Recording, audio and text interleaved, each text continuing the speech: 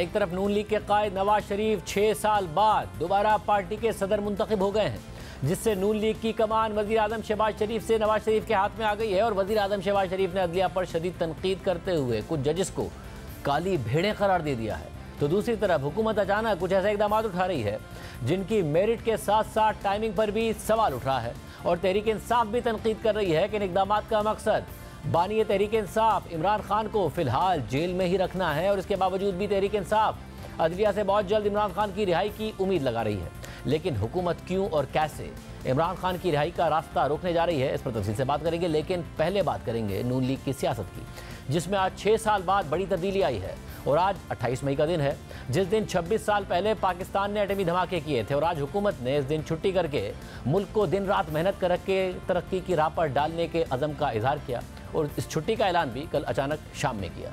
नवाज शरीफ, जिन्हें Panama case में supreme court ने 2017 में नाअहल कर दिया था और फिर 2018 में एक और फैसले के जरिए पार्टी सदरत से भी महरूम कर दिया था, आज वो दोबारा अपनी पार्टी के सदर मुंतखब हो गए हैं। इस हवाले से आज लाहौर में नून लीग की जनरल काउंसिल का इजलास हुआ, जिसमें नवाज शरीफ बिला मुकाबला सदर मुंतखब हो गए। जिसके बाद नवाज शरीफ ने इजलास से खिताब करते हुए कहा कि जनरल ज़हीरुल इस्लाम कहते हैं कि हमने तीसरी क़ुव्वत को आने की इजाज़त दी और वो सिस्टम हमें PTI के अंदर नजर आया। नवाज शरीफ ने मजीद कहा कि इमरान खान हमें ताना देने या हम पर उंगली उठाने से पहले बताएं कि अगर वो तीसरी क़ुव्वत आप नहीं थे तो मैं सियासत छोड़ दूंगा।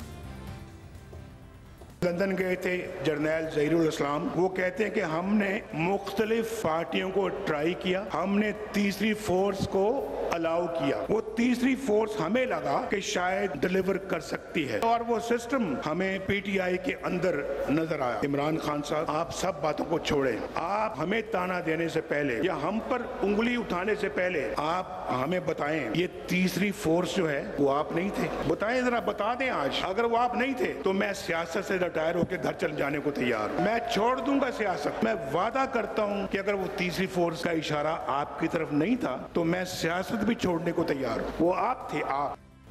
नवाज शरीफ ने इमरान खान को मुखातिब करते हुए कहा कि इन्हीं लोगों ने आपकी बुनियाद रखी है, आपके केस का कोई मेरिट नहीं है। यही वो एम्पायर की उंगली थी जिसका जिक्र इमरान खान बार बार करते थे।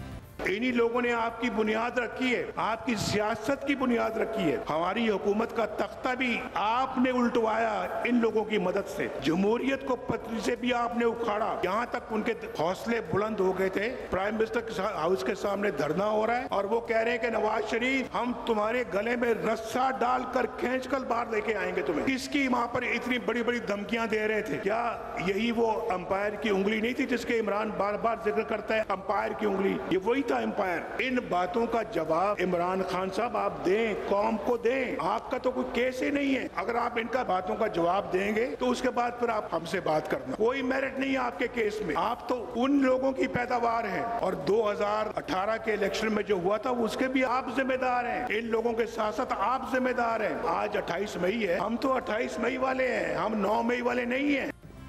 नवाज शरीफ की तरफ से जनरल ज़हीरुल इस्लाम से मुतालिक PTI पर तनकीद का जवाब देते हुए तहरीक इंसाफ के सीनियर रहनुमा और साबिक सदर आरिफ अलवी ने कहा है कि अगर 8 फरवरी को लोग खुद निकले हैं और कोई फौजी लेकर नहीं आया है तो इससे बड़ा क्या सबूत है कि इमरान खान अवाम की ताकत से आया है। जनरल ज़हीरुल इस्लाम ने पूरा सिस्टम बनाया, आप लोगों को लेकर आए, और इमरान खान जो है इस्तेमाल हुए। भाई साहब, नवाज शरीफ को ये फरवरी 8 को कौन लेकर आया लोगों को बाहर? अगर फरवरी 8 को लोग खुद निकले हैं, कोई लेकर नहीं आया, कोई फौजी नहीं लेकर आया, तो इससे बड़ा क्या सबूत है कि इमरान खान अवाम की ताकत से आया? मगर ये हकीकत अपनी जगह है कि जून 2022 में पंजाब के 20 हलकों में ज़िमनी इलेक्शन के दौरान साबिक DGI lieutenant general retired Zaheerul इस्लाम ने PP7 रावलपिंडी से तहरीक इंसाफ के उम्मीदवार शब्बीर अवान के एजाज़ में तकरीब मुनक्किद की थी। और इस तकरीब का एहतमाम उन्होंने कहूटा में अपने आबाई घर में किया था। और जनरल ज़हीरुल इस्लाम ने तहरीक इंसाफ के उम्मीदवार के लिए बाकायदा इलेक्शन मुहिम शुरू करते हुए वो बातें की थी जो नवाज शरीफ ने दोहराई। मैं कोई सियासतदान नहीं हूँ, मैं एक्चुअली न्यूट्रल हूँ। हमने मुख्तलिफ पार्टियों को ट्राई किया और हमने एक तीसरी फोर्स को अलाउ किया। वो तीसरी फोर्स हमें लगा कि शायद डिलीवर कर सकती है और वो सिस्टम हमें PTI के अंदर नजर आता है। इसके अलावा नवाज शरीफ ने अपनी तकरीर में ये भी कहा कि साकिब निसार ने मुझे ज़िंदगी भर के लिए नाअहल करार दिया था, कारकुन मुझे वापस लेकर आए हैं। साकिब निसार का फैसला आज रद्दी की टोकरी में डाल दिया गया है। साकिब निसार ने मुझे जिंदगी भर के लिए मुस्लिम लीग की सदारत से हटा दिया था, ये वापस लेके आए तो खामोश क्यों बैठे हैं? इनको खुशी मना लेने दें। आपने खुशी मनानी है इसलिए नहीं कि नवाज शरीफ आज दोबारा अल्लाह के फजलो करम से मुस्लिम लीग का सदर बना है। आपने खुशी मनानी है या जश्न मनाना है तो इसलिए कि साकिब निसार का फैसला रद्दी की टोकरी में डाल दिया गया है। बुलाएं जरा उनको, आज बुलाएं जिन्होंने फैसला किया था कि नवाज शरीफ को हमेशा के लिए फारिग किया जाता है। आज नवाज शरीफ अल्हम्दुलिल्लाह फिर खड़ा है आपके सामने, जिस पे फैसला किया गया कि नवाज शरीफ तुमने अपने बेटे से तनख्वाह नहीं ली। भाई बेटे से नहीं ली ना मैंने, तुम्हारे बेटे से तनख्वाह तो नहीं मांगी थी मैंने। नवाज शरीफ ने मजीद कहा कि महंगाई कम हो रही है, 1.5-2 साल मुश्किल के होंगे, अगले 3 साल बहुत अच्छे हो जाएंगे। नवाज शरीफ ने कारकुनों से वादा भी लिया कि अब मैं नून लीग का सदर बन गया हूं तो आप मेरा साथ देंगे। जबकि दूसरी तरफ साबिक सदर आरिफ अलवी ने फौज से मुज़ाकरात करने से मुताल्लिक कहा है कि हमने फौज को कभी मुदाखलत की दावत नहीं दी, मगर इमरान खान मुज़ाकरात उसके साथ करना चाहते हैं जिसके हाथ में कुछ हो। फॉर्म 47 वालों के हाथ में कुछ भी नहीं है। हम फौज को कभी भी हमने नहीं दावत दी कहीं मुदाखलत करने के लिए, मगर मुज़ाकरात इमरान खान साहब उसके साथ करना चाहते हैं जिसके हाथ में फैसला। आप समझते नहीं है कि फॉर्म 47 वालों के हाथ में कुछ भी नहीं है, उनसे मुज़ाकरात करके लाहासिल मुज़ाकरात होंगे। बाहर सूरत जो लोग आइन की बहाली की तहरीक के अंदर सब इकट्ठा होना चाहते हैं वो इकट्ठा हों, मगर मुज़ाकरात उनसे होने चाहिए जो कुछ दे सकें और कुछ मुज़ाकरात की टेबल पर कोई बात रख सकें। अभी तक कोई बात ही नहीं आई है। आज नवाज शरीफ दोबारा नून लीग के सदर बन गए हैं और उनकी पार्टी इक़्तिदार में है, लेकिन तहरीक इंसाफ के बानी इमरान खान जेल में हैं और नून लीग उन्हें मजीद जेल में रखने के लिए इक़दाम उठा रही है। साथ ही इमरान खान पार्लिमानी सियासत के लिए नाअहल हैं, पार्टी सरबराही से महरूम हैं। इंतखाबात से पहले उन्हें 1 हफ्ते के दौरान 3 केसेस में सज़ा सुनाई गई और फेयर ट्रायल के तकाज़ों को पूरा किए बगैर इंतहाई मुतनाज़ तरीके से ये सज़ाएँ सुनाई गई। यानी आज नून लीग इक़्तिदार में है, हालात साजगार हैं, मगर तहरीक इंसाफ इताब का शिकार है। जबकि हालिया दिनों में अदालतों से इमरान खान के हक़ में फैसले सामने आए हैं जिस पर हुकूमत परेशानी में नजर आ रही है।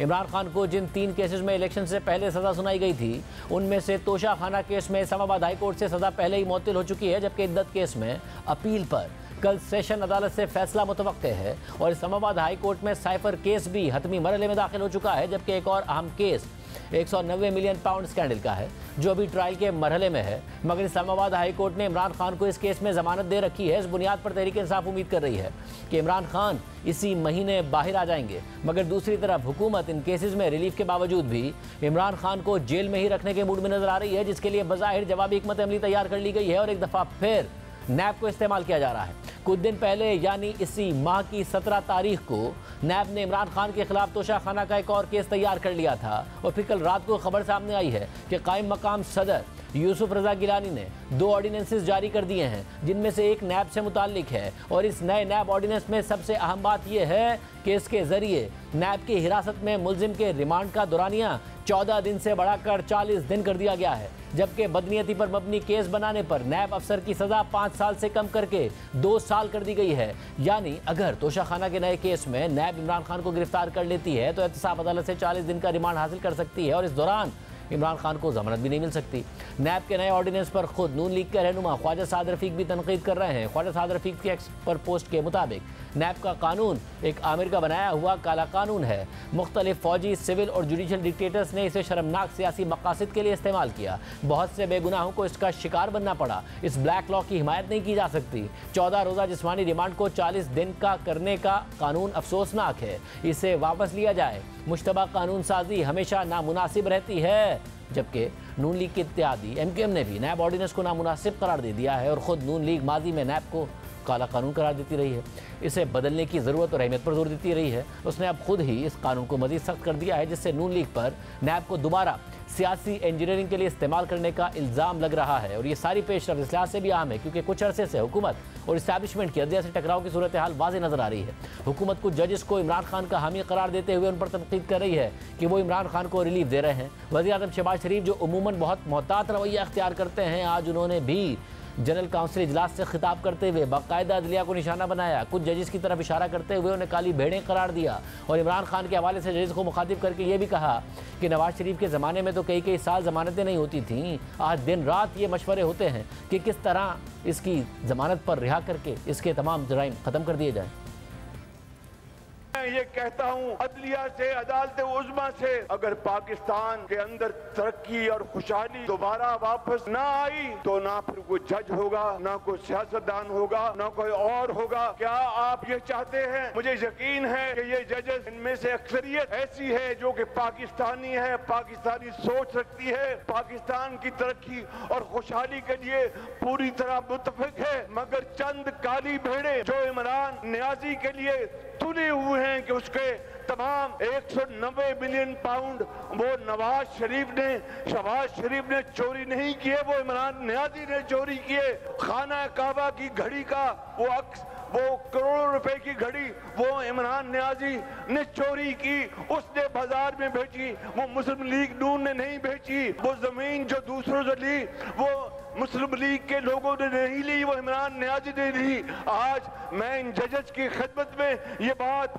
बड़े अदब से करना चाहता हूँ कि नवाज शरीफ के ज़माने में तो कई साल जमानतें नहीं होती थी, आज दिन रात ये मशवरे होते हैं कि किस तरह इसको जमानत पर रहा करके इसके तमाम जुराइम ख़त्म कर दिए जाएं। मैं आज कहना चाहता हूँ इमरान नियाजी, तुम्हारी ये तमाम साजिशें नाकाम होंगी। फिलहाल कल हुकूमत ने नैब ऑर्डिनेंस के अलावा जो दूसरा ऑर्डिनेंस जारी किया है वो इलेक्शन एक्ट से मुतालिक है, जिसके तहत इलेक्शन ट्रिब्यूनल में हाजिर सर्विस जज के अलावा रिटायर्ड जज भी तैनात किए जाएंगे। कल ये दोनों ऑर्डिनेंस जारी करने के लिए हुकूमत इतनी उजलत में नजर आई कि इसके लिए सदर आसिफ अली जरदारी का इंतजार भी नहीं किया गया और कायम मकाम सदर यूसुफ गिलानी के जरिए ऑर्डिनेंस जारी करवाए गए। सिर्फ यही नहीं, नैब तरामीम केस की गुज़िश्ता समाअत जिसमें इमरान खान वीडियो लिंक पर पेश हुए थे, उसमें सदारती ऑर्डिनेंसेस पर चीफ जस्टिस काजी फैज़ ने कड़ी तनकीद करते हुए रिमार्क दिए थे कि ऑर्डिनेंस लाने हैं तो फिर पार्लियामेंट को बंद कर दें। ऑर्डिनेंस के जरिए आप एक शख्स की मर्जी को पूरी कौम पर थोप देते हैं। क्या ऐसा करना जमहूरियत के खिलाफ नहीं है? क्या ऑर्डिनेंस के साथ सदर मुमलिकत को तफसीली वजूहात नहीं लिखनी चाहिए? मगर इस समाअत के 12 दिन बाद ही हुकूमत ने सियासी अहमियत के हामिल 2 ऑर्डिनेंस जारी कर दिए हैं और उसमें से एक नैब कानून से मुतालिक है, जिसके केस की समाअत करते हुए चीफ जस्टिस ने ये रिमार्क दिए थे। हुकूमत आखिर इस तरह के इक़दाम से क्या हासिल करना चाहती है,